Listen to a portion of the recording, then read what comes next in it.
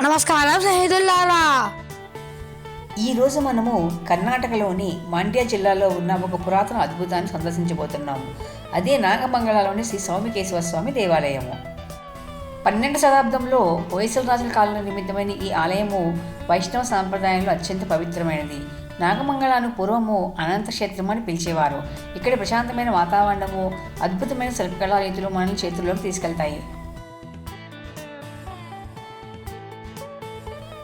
ఈ ఆలయ నిర్మాణంలో హొయసల శైలి స్పష్టంగా కనిపిస్తుంది.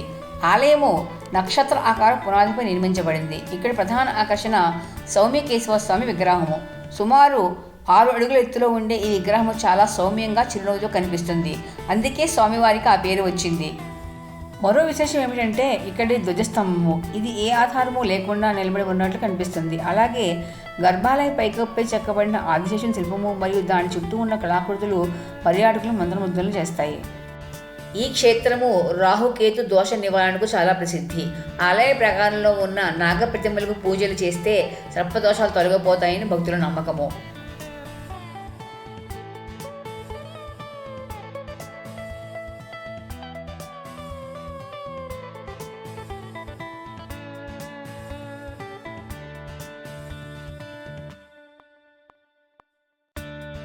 ఇక్కడ సౌమ్యకేశవ స్వామితో పాటు సౌమ్యనాయికి అమ్మవారు మరియు వేణుగోపాల స్వామి వారు కూడా కొలువై ఉన్నారు.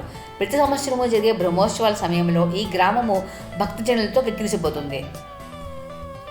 కర్ణాటక రాష్ట్ర రాజధాని అయిన బెంగళూరు నుంచి నాగమంగళ 125 కిలోమీటర్ల దూరంలో ఉంది.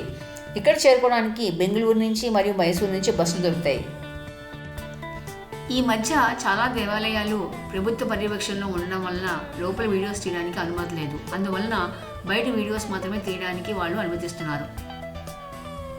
చరిత్ర, శిల్పకళ మరియు ఆధ్యాత్మికత కలగలిసిన ఈ అద్భుత ప్రదేశాన్ని మీ పర్యటన జాబితాలో తప్పక చేర్చుకోండి. మా వీడియోస్ కనుక మీకు నచ్చినట్టయితే please do like, share, subscribe to our channel trips with Tripura.